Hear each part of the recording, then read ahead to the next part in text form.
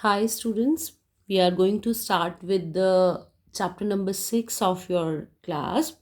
This chapter number 6 is life processes, which is the first chapter of your biology section. And this chapter is really very interesting because we will be talking about the different life processes which are occurring in the life, and you can say that how the life is possible, that we will be understanding in this chapter, because these processes are very important for the sustainability of the life. Before we start with this chapter, we need to understand some of the basic terms like the metabolic reactions. So, the metabolic reactions are the different reactions or the biochemical reactions which are occurring inside the living organisms so as they will be able to sustain their life. They can be anabolic reaction, they can be the catabolic reactions. Then the next one is the enzymes or the biocatalysts. Enzymes are those which increases the rate of the reaction without getting involved. They are doing the same process as the catalysts they do in case of the chemistry. So that is why we also call them as the biocatalysts, because they are enhancing the rate of reaction inside the living organisms. Then oxidizing reducing reactions. These are those reactions where oxidation means addition of oxygen and removal of hydrogen, and reduction means addition of hydrogen and removal of oxygen. So these two reactions are vice versa of each other. So let's begin with our the current topic, that what are life processes. Life processes are all the reactions which are occurring inside the living organisms, and because of that, they will be able to sustain their life. If they are not doing those any of those reactions or the processes, they will not be the organism will not be able to survive.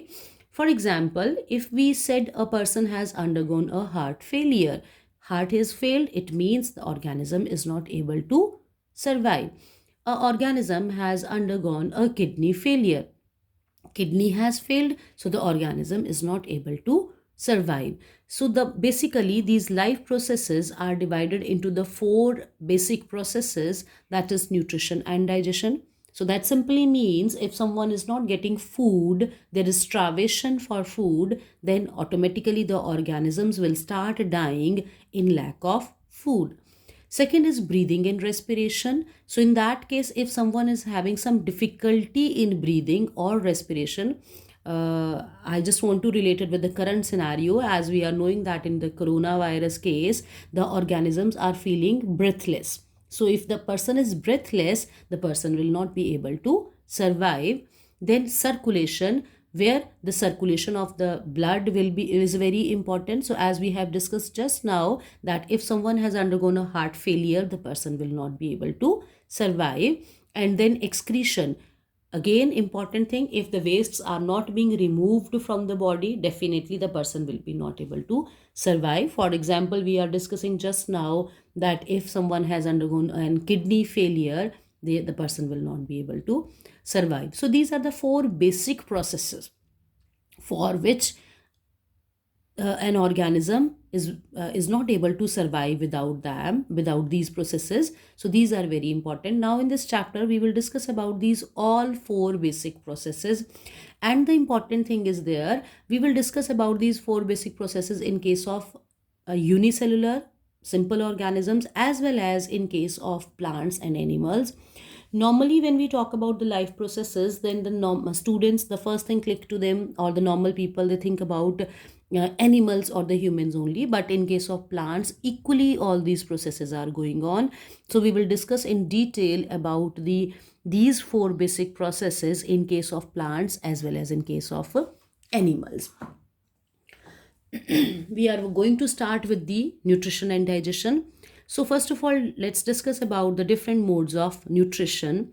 There are basically two types of nutrition: autotrophic nutrition and the heterotrophic nutrition. Auto means themselves, hetero means different or from other. So here, there the organisms prepare their food themselves, whereas in this case the organisms obtain the food from the other organisms. Here they uses the simple substances to produce energy. For example, green plants and some bacteria are there. Whereas in heterotrophic nutrition, they uses the complex substances for energy like animals and fungi. So let's discuss in detail about these modes of nutrition. So first of all, different types of autotrophs. Autotrophs are further divided into two categories, chemotrophs and the phototrophs. Chemo means they are producing energy with the help, or they are preparing food with the help of the chemicals. That is why they are called as the chemotrophs, and the common example is bacteria. Then the phototrophs, these are those which are preparing their food with the help of the sunlight. So we call them as the photolight. Phototroph examples is plants. So we'll discuss in detail about the process of phototrophs, that means the photosynthesis. So the term photosynthesis, it comprises of two terms, photo plus synthesis.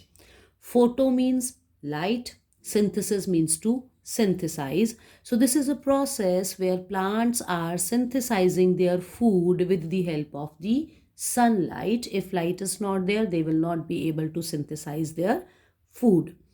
For this complete process of photosynthesis, the raw material required are carbon dioxide, water, sunlight, and chlorophyll. We all are familiar with these basic processes. Now, the important thing is how plants are uptaking these processes or these raw materials. The carbon dioxide is taken by the stomatal pore, water through the roots, sunlight by the leaves, and chlorophyll is present inside the leaves to capture the sunlight.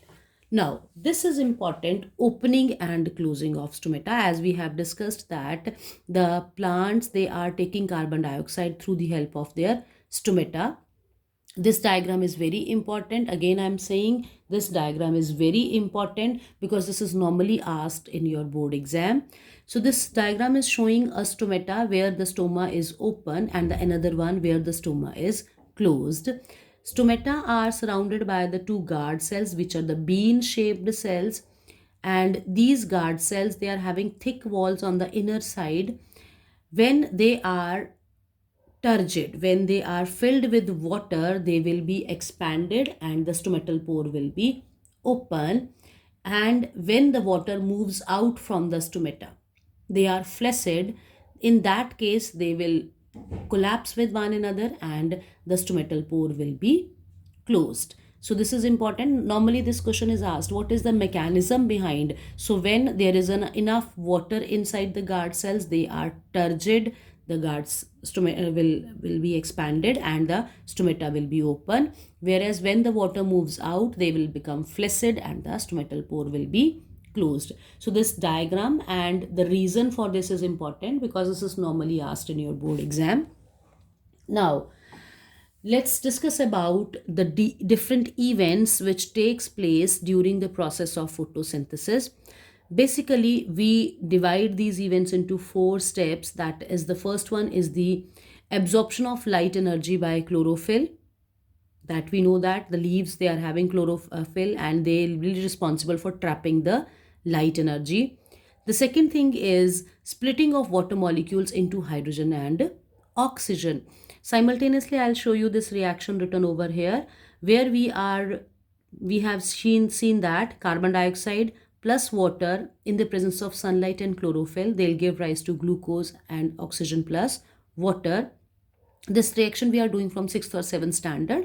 So the thing which is important over here is that, so focus on this second point, that splitting of water molecule into hydrogen and oxygen. This water molecule H2O, it splits into hydrogen and oxygen. So the point to be focused over here is that this oxygen which is being released to the atmosphere, this is coming from water, not from carbon. Normally the people think that during photosynthesis carbon dioxide is converted into oxygen, but focus over here that this oxygen is coming from the splitting of water molecule.